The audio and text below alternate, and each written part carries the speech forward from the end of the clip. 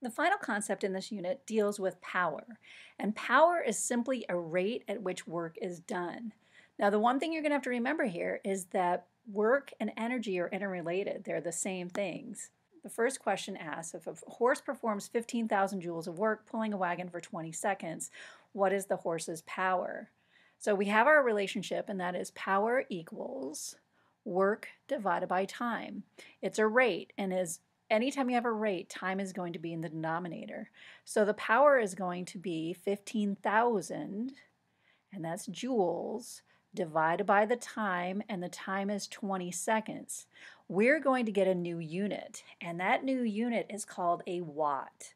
And a watt is how many joules of energy you're consuming every second. And so in this case, this would be 750 watts.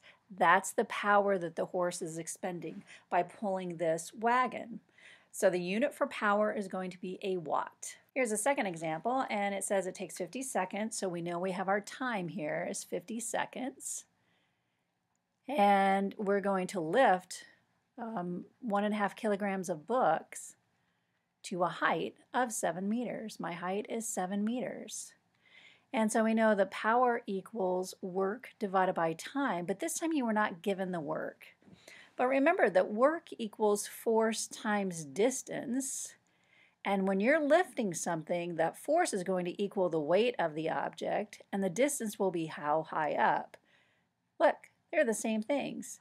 That means that I could substitute in here potential energy instead if that's what the object's gaining. So the power then would equal mgh divided by t for time. And that's still going to give me the same unit, the unit of a joule per second, which we call a watt. So let's throw in our values. And when we do that, let's see how much power is generated by whoever's doing this. And so that would be 2.06 watts. And finally, it says how much power is generated by a 1,500 kilogram car. So we have the mass is going to be 1,500 kilograms. And I'm accelerating from rest, so my initial velocity is 0. The final velocity is 35 meters per second, and the time is 15 seconds. So power equals work divided by time, and the work is equal to force times distance times the time, pardon me.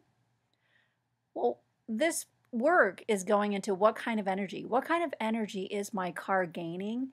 And it's gaining kinetic energy. So there's one of two things that we could do.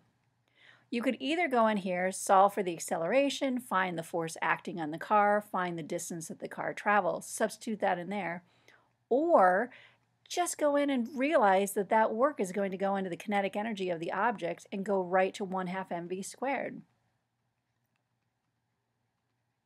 So I'm going to put in my values, and the time is going to be 15 seconds.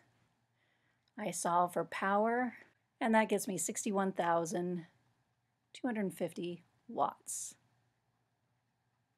You now have all of the equations for this unit. Good luck. We'll see you next time.